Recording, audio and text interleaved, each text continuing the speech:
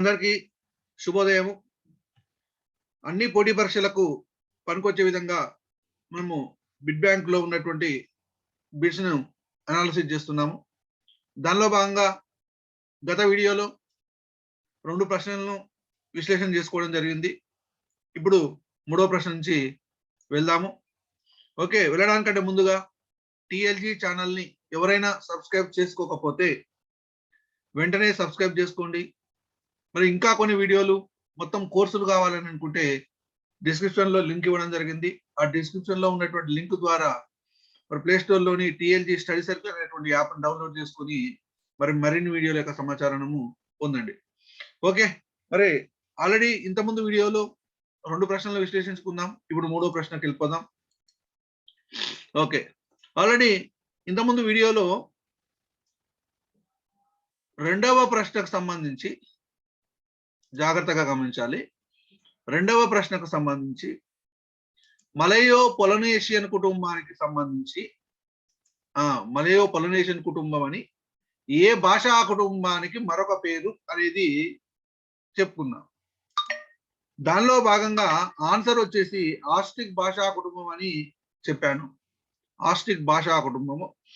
మరి ఆస్ట్రిక్ భాషా కుటుంబంలో పశ్చిమ శాఖలోనేమో మలయ భాషలు ఉంటాయి, అదేవిధంగా తూర్పు శాఖలోనేమో పొలినేషియన్ భాషలు ఉంటాయి. కాబట్టి ఈ ఆస్ట్రిక్ భాషా కుటుంబానికి మలయో పొలినేషియన్ కుటుంబం అనేటువంటి పేరు వచ్చిందని చెప్పుకోవచ్చు. ఓకే, తర్వాత చూసినట్లయితే 3వ ప్రశ్న, క్రింది వాటిని జతపరచండి అని అన్నాడు. క్రింది వాటిని జతపరచండి. క్రింది వాటిని జతపరచండి. యారా లావా, ఈ ఈ ఉ ఉ, ఆ ఆ, కక్క గగ్గ. ఓకే, ఇక్కడ ఆప్షన్స్ వచ్చేసి స్పృష్టము, వివృతము, ఇది వివృతము నాట్ విధృతము, వివృతము, ఈశస్పృష్టాలు, సంవృతం. ఓకే, మరి ఇక్కడ ఈ స్పృష్టములు, వివృతము, ఈశస్పృష్టము, సంవృతం మీద ఐడియా రావాలంటే మనకు వర్గాక్షరాల మీద పూర్తి అవగాహన ఉండాలి. అంటే ఇక్కడ కా నుంచి మా వరకు ఉన్నటువంటి 25 వర్గాక్షరాలను స్పర్శాలు అని అంటారు. కా నుంచి మా వరకు ఉన్నటువంటి వర్గాక్షరాలు అని అంటే కక్క, గగ్గ, ఇన్య, చచ్చ, జజ్జ, ఇని, టట్ట, డడ్డ, అన, తత్త, దద్ద, నా, పప్ప, బబ్బ, మ. ఇవి కా నుంచి మా వరకు ఉన్నటువంటి 25 అక్షరాలు. ఇదేమో కవర్గం, ఇదేమో చవర్గం, ఇదేమో టవర్గం, ఇదేమో తవర్గం, ఇదేమో పవర్గం. ఓకే, కవర్గంలో ఉన్నటువంటి అక్షరాలు కక్క, గగ్గ, ఇన్య. చవర్గంలో ఉన్నటువంటి అక్షరాలు చచ్చ, జజ్జ, ఇని. టవర్గంలో ఉన్నటువంటి అక్షరాలు టట్ట, డడ్డ, అన. పవర్గంలో ఉన్నటువంటి అక్షరాలు తత్త, దద్ద, నా. పవర్గంలో ఉన్న అక్షరాలు పప్ప, బబ్బ, మ. ఇవి వర్గాక్షరాలు. ఈ వర్గాక్షరాలకే ఇంకొక పేరు ఏంటంటే స్పృష్టములు అని పేరు. అంటే స్పృష్టములు, స్పృష్టాలు. దీనికే ఇంకొక పేరు ఏంటంటే స్పర్శాక్షరాలు అని పేరు కూడా ఉన్నది.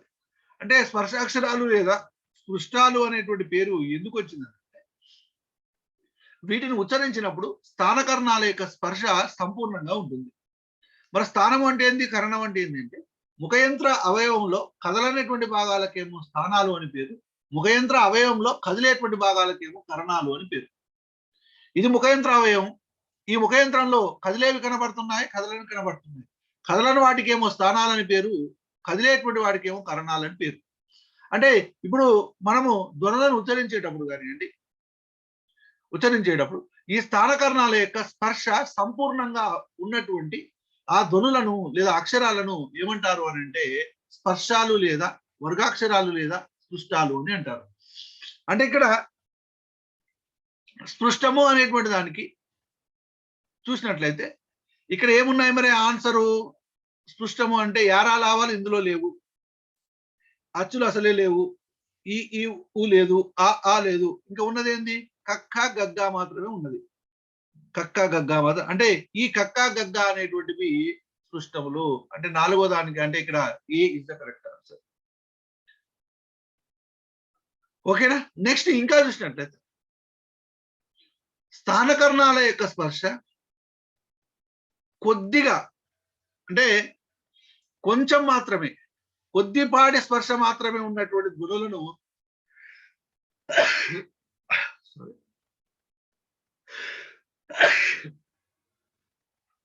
ఈసస్పృష్టాలు అని అంటారు.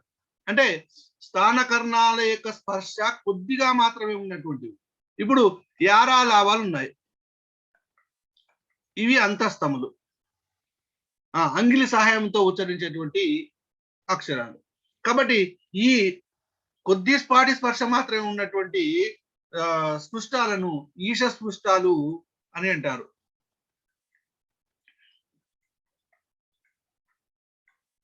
అంటే పాక్షికంగా ఉంటుంది, స్థానకరణాల యొక్క స్పర్శ పాక్షికంగా ఉంటుంది, తాకి తాకనట్లుగా, టచ్ మీ నాట్ అన్నట్టుగా ఉంటుంది అనమాట.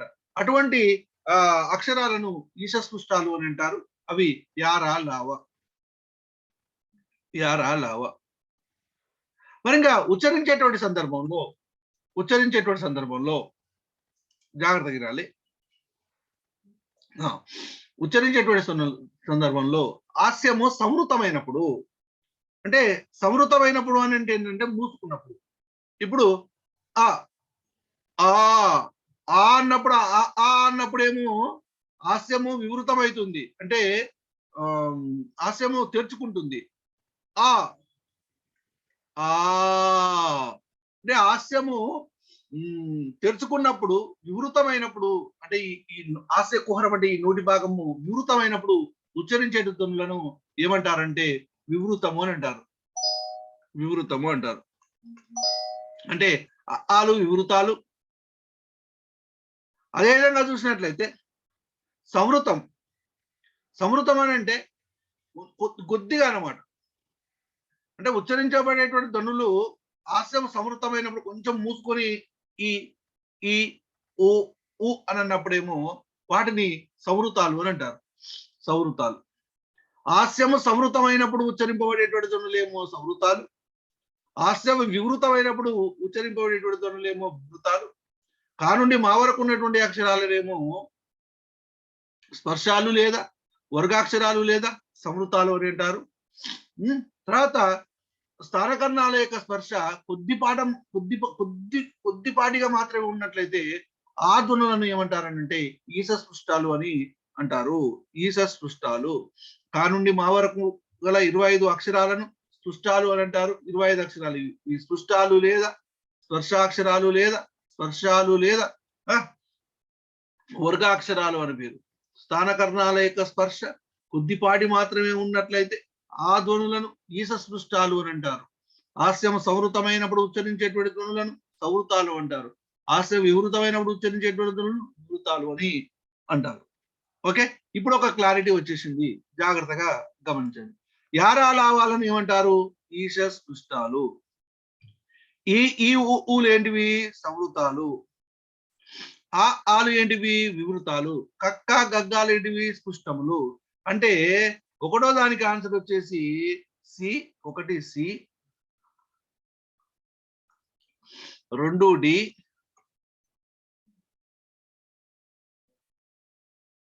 2 డి, 3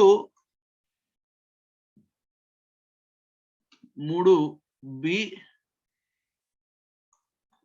4 ఏ. రైట్. ఇప్పుడు ఆన్సర్ వచ్చేసి ఒకటోది ద కరెక్ట్ ఆన్సర్. ఇక్కడ సి వడాలి, కానీ ఇక్కడ కొన్ని అచ్చు తప్పులు ఉన్నాయి, వాటిని మనము సవరించుకుంటూ వెళ్తాం అంతే. 1 సి, 2 డి, 3 బి, 4 ఏ. ఇది ఒకటో దానికి 1 ఆన్సర్, మూడో దానికి 1 ఆన్సర్. 1 సి, 2 డి, 3 బి, 4 ఏ. ఓకే, యారా లావాలేమో ఈసస్పృష్టాలు, ఈ ఊలేమో సంవృతాలు, ఆలేమో వివృతాలు. అంటే ఇక్కడ కొద్దిపాటి స్పర్శ మాత్రమే, స్థానకర్ణాల యొక్క స్పర్శ కొద్దిపాటి మాత్రమే ఉన్నటువంటి ధ్వనులు ఈశస్పృష్టాలు. హాస్యం సంవృతమైనప్పుడు ఉచ్చరింపబడేటువంటి ధ్వనులు సంవృతాలు, హాస్యం వివృతమైనప్పుడు ఉచ్చరింపబడేటువంటి ధ్వనులు వివృతాలు. ఓకే, ఇది 3వ ప్రశ్న. తర్వాత వెళ్దాం. నెక్స్ట్ 4వ ప్రశ్న. రైతులు పంటలు పండిస్తారు అనే 3 పదాలు ఉన్న వాక్యంలో ఎన్ని పదాంశాలు ఉంటాయి? ఎన్ని పదాంశాలు ఉంటాయి అని చూసినట్లయితే, రైతులు పంటలు పండిస్తారు అని అన్నాం. పదాంశాలు, పదం యొక్క విభాగమునకే పదాంశం అని పేరు. చాలా వరకు రైతులు పంటలు పండిస్తారు అనేటువంటి వాక్యంలో ఉన్నటువంటి పదాంశాలను గుర్తించండి అంటే గిద్దెల వద 3 అని పెట్టేసి వస్తున్నారు చాలా వరకు. పదాంశాలు, పదాంశం అంటే పదం యొక్క విభాగమునకే పదాంశం అని పేరు. పదం యొక్క విభాగమునకే పదాంశం అని పేరు. ఇప్పుడు రైతులు అని తీసుకున్నాం. ఈ రైతులు అనేటువంటి పదం ఇది, అంటే ఇది బహువచనం. ఈ బహువచనంలో 2 పదాలు ఉన్నాయి, 2 పదాంశాలు ఉన్నాయి పదం యొక్క విభాగం. ఏమేంటివి అవి అని చూసినట్లయితే, రైతు అనేటువంటి ఒక పదాంశము, లు అనేటువంటి పదాంశం. ఈ 2 పదాంశాలు కలిసి రైతులు అనేటువంటి పదంగా ఏర్పడ్డది. ఇది బహువచనం. రైతు అంటే ఒక్కడే కాదు కదా, రైతులు అంటే ఒక్కడే కాదు కదా. ఇక్కడ రైతు అనేటువంటిది ఏమో ఏకవచనం, లు అనేదేమో బహువచన ప్రత్యయం. ఈ ఏకవచన పదమైనటువంటి రైతు, లు అనేటువంటి బహువచన పదం కలిసి బహువచన పదంగా మారడము జరిగింది, రైతులు. తర్వాత పంటలు, పంటలు అనేటువంటి చూసినట్లయితే, పంటలు అనేటువంటి దాంట్లో పంటలు, ఈ పంటలు అనేటువంటి దాంట్లో పండు ఒక పదాంశం, ట అనేది ఒక పదాంశం. ఇది భావార్థకం. నెక్స్ట్ ఇంకా చూసినట్లయితే పంటలు అని అన్నప్పుడు లు అనేది కూడా ఉంది, బహువచనార్థకం. లు అనేది కూడా బహువచనార్థకం. పండు ప్లస్ ట పంట, మళ్ళా లు. పండు ఇదొక పదాంశము, ఇదొక ట అనేటువంటి ఒక పదాంశం, లు అనేది ఒక పదాంశం. మొత్తం ఈ రైతులలో రైతులోనేమో 2 ఉన్నది, 2 పదాంశాలు ఉన్నాయి. పంటలలో 3 పదాంశాలు ఉన్నాయి. నెక్స్ట్ పండిస్తారు, పండిస్తారు. పండిస్తారులో పండు ఒకటి, పండిస్ ఇస్ అనేది ఒకటి, తా ఒకటి, రు ఒకటి. పండిస్తారు అన్నప్పుడు ఈ పండు అనేది ఏమో, పండు అనేది భావార్థకాలు, ఇస్ అనేది సకర్మకార్థకం, సకర్మకార్థకం అంటే కర్మను కలిగి ఉన్నటువంటి. త అంటే తద్ధర్మ భవిష్యద్ధార్థకం, తద్ధర్మకాలం. పండిస్తారు అంటే ఎప్పుడైనా పండియచ్చు, 3 కాలాలకు సంబంధించినటువంటిది. రు అనేది మనుష్యుడు, మనుష్య బహువచనార్థకం. అంటే పండిస్తారు అనేటువంటిది మనుషులకు మాత్రమే ఈ రు అనేటువంటిది వాడతాము. బహువచనార్థకం అంటే మనుషులు బహువచనార్థంలో ఉన్నటువంటి సందర్భంలో వాడతాం. అంటే ఇక్కడ 4, అంటే ఇక్కడ పండిస్తారు అనేటువంటి దాంట్లోనేమో 4, పంటలు అనే దాంట్లోనేమో 3. కాబట్టి ఇక్కడ 2 + 3 5 + 4 అంటే 9 పదాంశాలు ఉన్నాయి. అంటే ఆన్సర్ వచ్చేసి 9. ఆన్సర్ వచ్చేసి 9. అర్థమవుతుందా? రైతులు పంటలు పండిస్తారు అనేటువంటి వాక్యంలో అనే 3 పదాలు ఉన్నటువంటి వాక్యంలో ఎన్ని పదాంశాలు ఉంటాయి అనేటువంటి చూసినట్లయితే ఇక్కడ 9 పదాంశాలు అనేటువంటివి ఉంటాయి. రైతులు అనేటువంటి పదంలో 2 పదాంశాలు, పంటలు అనేటువంటి పదంలో 3 పదాంశాలు, పండిస్తారు అనేటువంటి పదంలో 4 పదాంశాలు అనేటువంటివి ఉన్నాయి. మొత్తం వాక్యంలో ఎన్ని పదాంశాలు ఉన్నాయంటే 9 పదాంశాలు ఉన్నాయి. ఓకేనా? రైట్. నెక్స్ట్ చూద్దాం. ఈ క్రింది వాక్యంలో వికల్పార్థాన్ని సూచించే వాక్యాలను గుర్తించండి. ఈ వికల్పార్థం అనేటువంటిది దేంట్లో మనము చూస్తామని అంటే సంయుక్త వాక్యంలో చూస్తాము. ఓకే, మరి ఈ సంయుక్త వాక్యములో చూస్తాము. మొత్తము సంకలన సంబంధము, వైరుధ్య సంబంధము అంటే వికల్ప సంబంధము, వైరుధ్య సంబంధం అని 3 రకాల సంబంధాలను కలిగి ఉంటుంది సంయుక్త వాక్యం. సంకలన సంబంధం అని అంటే రెండు వాక్యాలను కలిపేటప్పుడు ఈ సంబంధాన్ని వాడతారు. అంటే ఇక్కడ రాముడు అన్నం తిన్నాడు, రాముడు బడికి వెళ్ళాడు. రాముడు అన్నం తిన్నాడు,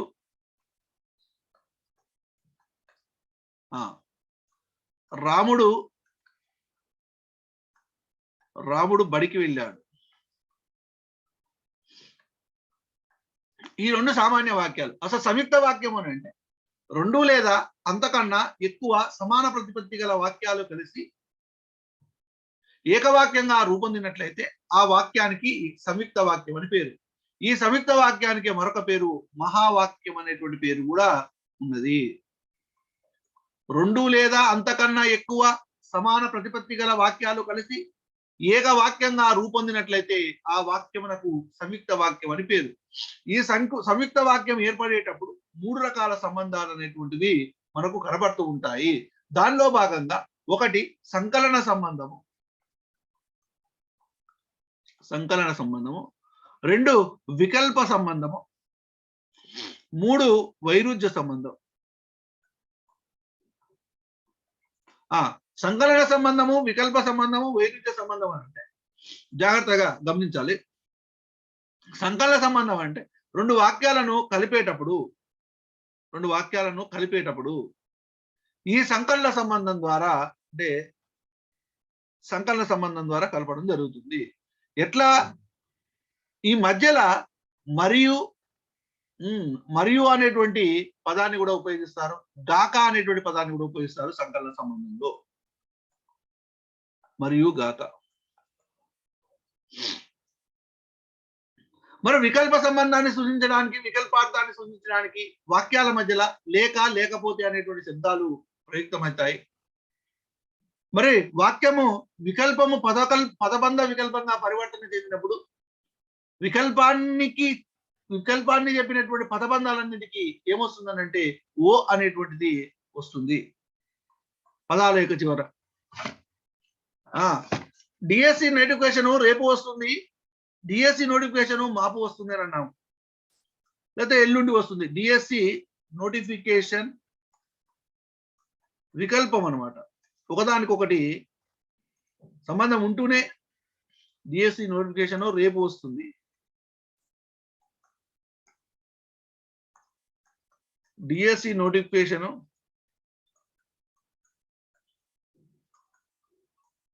ఎల్లుండి వస్తుంది.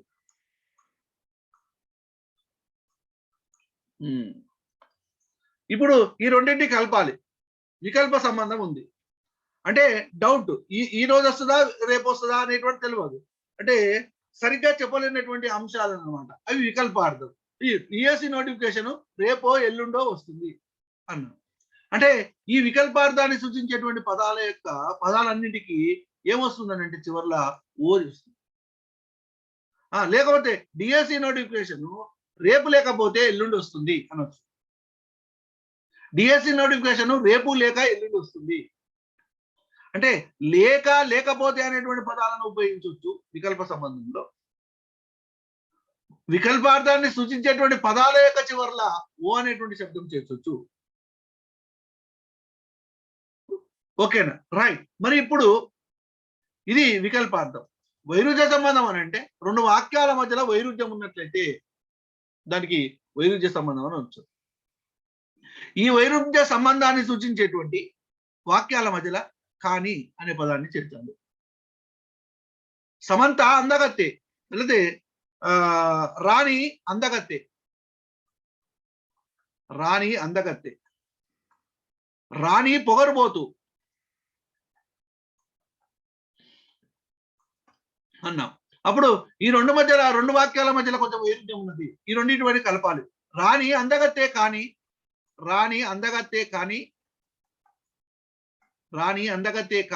పొగరుబోతు,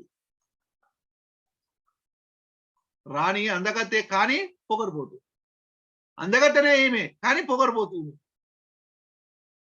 రాణి అందగత్తే కానీ పొగరుబోతు. ఇట్లా వైరుధ్య సంబంధం అనేటువంటిది ఉన్నట్లయితే కానీ అనేటువంటి పదాన్ని చేర్చాలి. సంకలన సంబంధం ఉన్నప్పుడు మరియు గాక అనేటువంటి పదాలను చేర్చాలి. వికల్ప సంబంధం ఉన్నప్పుడు లేక, లేకపోతే, లేదా వికల్పార్థాన్ని సూచించేటువంటి పదాల యొక్క చివరిలో ఓ అనేటువంటి చేర్చాలి. వైరుధ్య సంబంధం ఉన్నట్లయితే వాక్యాల మధ్యలో కాని అనేటువంటి పదాన్ని చేర్చాలి. ఇవి కంజంక్షన్స్ అన్నమాట. రెండు వాక్యాలను కలపడానికి ఉపయోగించేటువంటి పదాలు, సముచ్చయాలు. ఓకే, ఇప్పుడు దీంట్లోకి వెళ్ళిపోదాం, ప్రశ్నలోకి వెళ్దాం. ఈ వాక్యంలో వికల్పార్థాన్ని సూచించేటువంటి వాక్యాలను గుర్తించండి. వికల్పార్థం అంటే ఒకటే గుర్తుపెట్టుకొని సంయుక్త వాక్యం. సుజాత బజారు నుంచి పండు తెచ్చింది.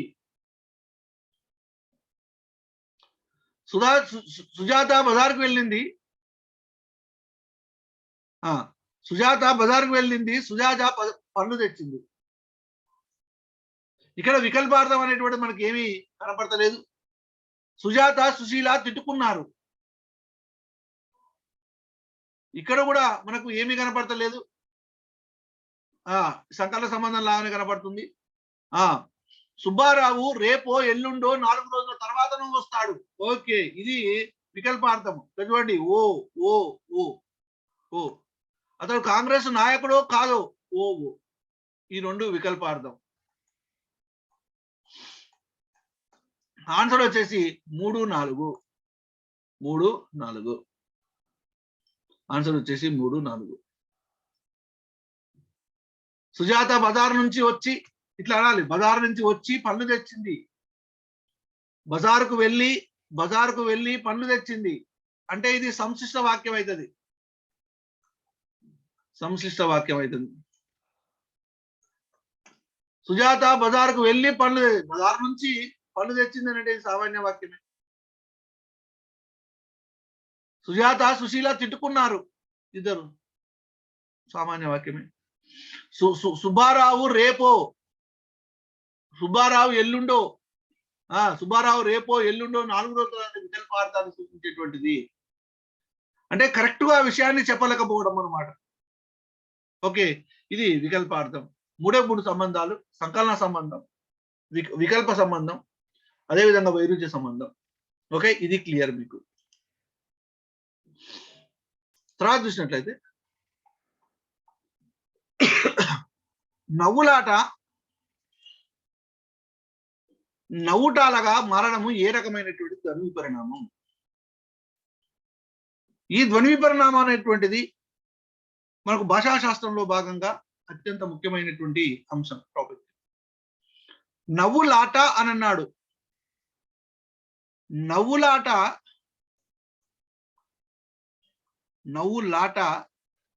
నవ్వుటాలగా మారిపోయింది. అంటే ఇక్కడ వర్ణాలు అదనంగా ఏమీ రాలేదు. 2 వర్ణాలను ఏమీ కలపలేదు. కానీ ఉచ్చారణ వేగంతో, అశ్రద్ధతోటి, అజ్ఞానంతో, తొందరపాటుతోటి, తట్రుపాటుతోటి ముందక్షరం వెనుకకు, వెనుకాక్షరం ముందుకు మార్పు చెందడం జరిగింది. మరి ఈ విధమైనటువంటి ధ్వని మార్పును మనకు ఈ భాషాశాస్త్ర పరిభాషలో ఏమంటారు అని అంటే వర్ణ వ్యత్యయము అని అంటారు. వర్ణ వ్యత్యయము ఏమంటారు అని అంటే వర్ణ వ్యత్యయము అని అంటారు. వర్ణ వ్యత్యయము అని అంటే పదాలలో ఉన్నటువంటి వర్ణాల యొక్క స్థానాలు మార్పు చెందింది. ఇప్పుడు జగదొంగ అని అన్నాము. అసలు జగదొంగ అని అంటారు. యాక్చువల్లీ ఈ జగదొంగ ఏ విధంగా మారిపోయింది? గజ దొంగగా మారిపోయింది. ఇక్కడ జా యొక్క ప్లేసు అంటే స్థానము 1, ఇక్కడికి వచ్చేసరికి 2 అయిపోయింది. ఇక్కడ గా యొక్క స్థానము 1, ఇక్కడికి 2, ఇక్కడికి వచ్చేసరికి 1 అయిపోయింది. అంటే పదాలలో ఉన్నటువంటి వర్ణాల యొక్క స్థానాలు తారుమారు కావడమే వర్ణ వ్యత్యయము. మరి ఈ వర్ణ వ్యత్యయం ఎందుకు అవుతుంది అని అంటే ఉచ్చారణ వేగంతో. ఇప్పుడు పగిలినా అనకుంటా పలిగినా అంటారు, ఇది వర్ణ వ్యత్యయము. బాలసారే, దీన్ని బారసాల అంటున్నారు, ఇది వర్ణ వ్యత్యయము. కక్ష శంకగా మారుతుంది. పారావతమము పావురము. ఇట్లా మిగిలినా అనాలి. మిగిలినా అనే బదులు మిగిలినా, మిలిగినా అంటారు. అంటే ఈ ఉచ్చారణ వేగంతో ఫాస్ట్ గా చెప్పాలి. అశ్రద్ధ, కొంతమందికి కాన్సన్ట్రేషన్ ఉండనే ఉండదు, శ్రద్ధ ఉండదు, ఏది ఉండదు, చెప్తా ఉంటారు. అజ్ఞానం వల్ల, కొంతమంది తెలియకపోవడం వల్ల, కొంత తొందరపాటు వల్ల, తత్తుపాటు వల్ల ముందు అక్షరం వెనుకకు, వెనుక అక్షరం ముందుకు అంటే ఉచ్చరించినట్లయితే ఆ ఉచ్చారణలో కలిగినటువంటి ధ్వని పరిణామము ఏమవుతుందంటే వర్ణ వ్యత్యయం అవుతుంది. ఓకే, ఇది వర్ణాగమం అని అంటే వర్ణము అదన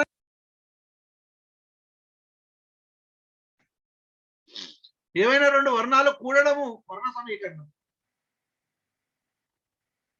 రెండు వర్ణాలు కలవడము, రెండు వర్ణాలు కలవడం నాన్ని వర్ణ సమీకరణము అని అంటారు. ఓకే, ఈ నవ్వులాట నవ్వుటాలుగా మారడము ఏ రకమైనటువంటి ధ్వని పరిణామం అంటే వర్ణ వ్యత్యయం అనేటువంటిది answer is the correct answer. వర్ణ వ్యత్యయం, వర్ణ వ్యత్యయం చాలా చాలా చాలా ఇంపార్టెంట్ అండి మనకి. ఓకే రైట్, ఇంకొక ప్రశ్న చూద్దాం. ఈ కింది వాటిని జతపరచండి. అర్ధ వ్యాకోచము, అర్ధ సంకోచము ఇది ధ్వని విపరిణామానికి సంబంధించింది కాదండి, అర్ధ విపరిణామం సంబంధించింది. ఈ ప్రశ్న అర్ధ విపరిణామానికి సంబంధించి. రైట్, అర్ధ వ్యాకోచం, అర్ధ సంకోచం, అర్ధ గ్రామ్యత, లోక నిరుక్తి. అర్ధ వ్యాకోచము అని అంటే అర్ధము వ్యాకోచం చెందడమే అర్ధ వ్యాకోచం. ఇదేంది? ప్రాచీన కాలంలో ఒక పరిమితమైనటువంటి అర్థాన్ని బోధించేటువంటి ఒక పదము తర్వాత కాలంలో విస్తృతమైనటువంటి అర్థాన్ని బోధించినట్లయితే ఆ పదంలో కలిగినటువంటి మార్పును అర్ధ వ్యాకోచం అని అంటారు. ప్రాచీన కాలంలో ఒక పదము పరిమితమైనటువంటి అర్థాన్ని బోధించేటువంటి పదము తర్వాత కాలంలో విస్తృతమైనటువంటి అర్థాన్ని బోధించినట్లయితే అది అర్ధ వ్యాకోచం. తర్వాత అర్ధ సంకోచం. ప్రాచీన కాలంలో ఒక పదము విస్తృతమైనటువంటి అర్థాన్ని లేదా విశాలమైనటువంటి అర్థాన్ని బోధించేటువంటి ఒక పదము నేడు సంకుచితార్థము లేదా సంకుచితార్థాన్ని పొందినట్లయితే, పరిమితమైనటువంటి అర్థాన్ని పొందినట్లయితే దానిని అర్ధ సంకోచం అంటారు, అర్ధ గ్రామ్యత. ప్రాచీన కాలంలో గౌరవార్థాన్ని సూచించే ఒక పదము నేడు నిందార్థాన్ని సూచించినట్లయితే అది అర్ధ గ్రామ్యత. తర్వాత లోక నిరుక్తి. లోక నిరుక్తి అని అంటే జాగ్రత్తగా కాన్సన్ట్రేషన్ చేయాలి. జానపదులు తమకు తెలియనటువంటి పదాల యొక్క స్థానంలో తెలిసినటువంటి పదాలను చేర్చి వ్యవహరిస్తుంటారు. కాలక్రమేణా ఆ పదమే జన వ్యవహారంలో బహుళ ప్రాచుర్యాన్ని పొందుతుంది. తెలియని పదాల యొక్క స్థానంలో తెలిసిన పదాలను చేర్చి వ్యవహరించడాన్ని ఏమంటారు అని అంటే లోక నిరుక్తి అని అంటారు. లోక నిరుక్తి, లోక నిరుక్తి. ఓకేనా రైట్. ఇప్పుడు మరి అర్ధ సంకోచము, అర్ధ వ్యాకోచము, అర్ధ గ్రామ్యత, లోక నిరుక్తి గురించి చెప్పారు. మరి వీటికి ఉదాహరణలు ఇక్కడ వైపు ఉన్నాయి, పరిస్థితి తీసుకుందాం. అర్ధ వ్యాకోచము అని అన్నాడు. అర్ధ వ్యాకోచానికి ఇక్కడ ఆన్సర్ వచ్చేసి గంగా అవుతుంది. ఎందుకు సార్ గంగా అని అంటే పూర్వకాలములో గంగా అంటే భాగీరథి జలాన్ని మాత్రమే గంగా అనేటువంటి వాళ్ళు. గంగా అంటే పైనుంచి వచ్చినటువంటి ఆ జలానికి మాత్రమే, ఆ భాగీరథి జలానికి మాత్రమే గంగా జలం అనేటువంటి వాళ్ళు. కానీ ఇప్పుడు ఏ జలమైనా కానీ గంగా జలం, గంగను తీసుకొచ్చావా, గంగకు పోయావా అని అంటారు. అక్కడ గంగా నది లేకున్నా, భాగీరథి జలం లేకున్నా గంగా నదికి వెళ్ళావా, గంగకు వెళ్ళావా అని అంటారు. ఎక్కడ ఉన్నటువంటి జలాన్ని గంగా జలం అనే ఇది ఒక జలవాచకంగా మారిపోయింది గంగా అనేటువంటిది. అంటే పరిమితమైనటువంటి అర్థాన్ని కలిగినటువంటి గంగా అనేటువంటి పదం నేడు విస్తృతమైనటువంటి అర్థాన్ని అంతరించుకున్నది కాబట్టి ఈ గంగా అనేటువంటి పదంలో కలిగినటువంటి అర్ధ విపరిణామం ఏమవుతుందంటే అర్ధ వ్యాకోచము అవుతుంది. తర్వాత అర్ధ సంకోచం. పూర్వకాలంలో సంకుచితార్థాన్ని లేదా పరిమితమైనటువంటి అర్థాన్ని అంటే విస్తృతమైనటువంటి అర్థాన్ని లేదా విశాలమైనటువంటి అర్థాన్ని బోధించినటువంటి పదము నేడు పరిమితమైనటువంటి అర్థాన్ని లేదా సంకుచితమైనటువంటి అర్థాన్ని సంతరించుకున్నట్లయితే దానికి అర్థ సంకోచం అని పేరు. మరి దీనికి ఉదాహరణ ఏంటి అని అంటే పత్రం. పత్రము అని అంటే జాగ్రత్తగా కాన్సన్ట్రేషన్ చేయాలి.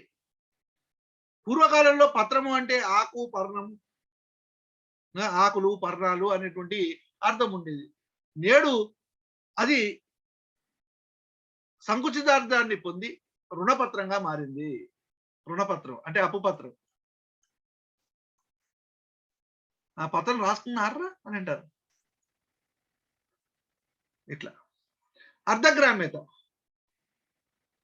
ఈ అర్ధగ్రామ్యతకు ఉదాహరణ ఇక్కడ విధవ.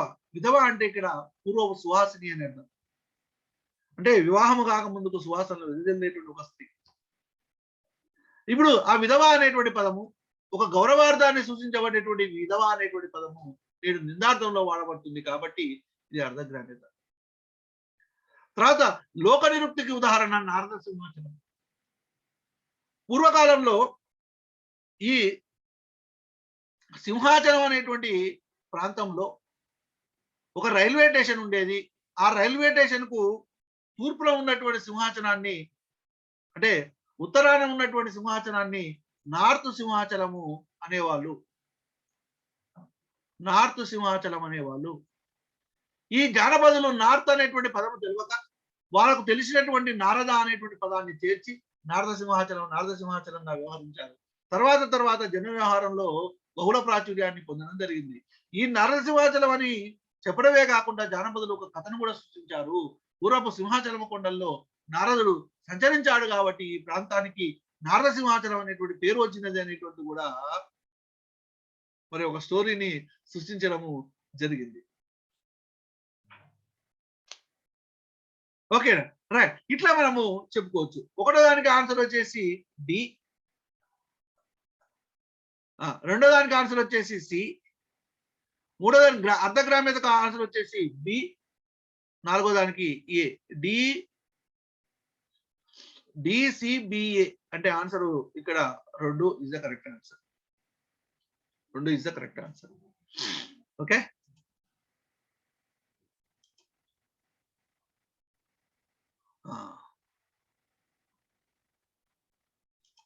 ఇప్పుడు ఇక్కడ ఒక పద్యం. పూజారి వారి కోడలు పాజారగ బిందజారి తబ్బునబడియన్ మైజారు కొంగు దడసిన బాజారే తిరిగి చూచి పక్కున నవ్వెన్ అనే పద్యంలో గల ఉర్దూ పదము.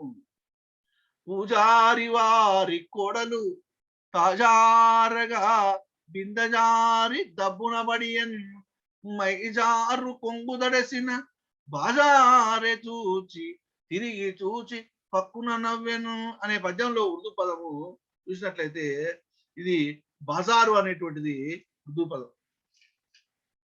ఈ పసందు అనేటువంటి పదము, పసందు, షరతు, హాజరు, దర్యాప్తు, రొట్టె, బాజారు అనేటువంటి పదాలు ఉర్దూ నుంచి తెలుగులోకి వచ్చాయి. అంటే ఉర్దూ భాషకు సంబంధించినటువంటి పదాలు తెలుగులో వ్యవహరింపబడుతున్నాయి. ఎందుకంటే ఆనాడు తెలంగాణ మరియు కొన్ని తెలుగు ప్రాంతాలను మహమ్మదీయులు పరిపాలించారు కాబట్టి ఈ బాజారు అనేటువంటి పదము ఉర్దూ పదంగా మనము చెప్పుకోవచ్చు. అంటే కొన్ని పదాలు మహమ్మదీయులు పరిపాలించారు కాబట్టి అని కాదు, కానీ కొన్ని పదాలు ఉర్దూ పదాలు తెలుగులో వ్యవహరించబడ్డాయి. ఎక్కడికి వెళ్తున్నారా వెంకటేశ అని అంటే నేను బజార్కు వెళ్తున్నానంటారు, బజార్కు వెళ్తున్నానంటారు. ఏదో షాప్కి వెళ్తున్నాను, అంగడికి వెళ్తున్నాను, దుకాణం దగ్గరికి వెళ్తున్నాను అనుకుంటా బజార్కి వెళ్తున్నాను. బజార్లో ఏం జరిగిందిరా అని అంటారు. అంటే ఇక్కడ బజార్ అనేటువంటిది ఏమవుతుందంటే ఒక ఉర్దూ పదం బాజార్.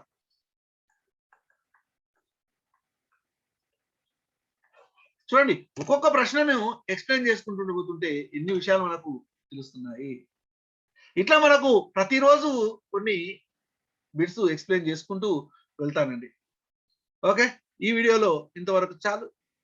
మిగతా బిట్స్ ని మనం తర్వాత వీడియోలో చెప్పుకుంటాం. మరి తర్వాత వీడియో కొరకు వేచి చూడండి.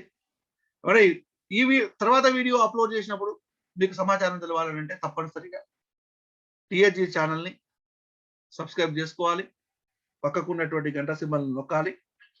ఎందుకంటే మేము చేసేటువంటి వీడియోల యొక్క సమాచారం మీకు తెలవాలంటే తప్పనిసరిగా సబ్స్క్రైబ్ చేసుకోవాల్సినటువంటి అవసరము ఉన్నది. మరొక వీడియో వరకు వేచి చూడండి. అంతవరకు బాయ్.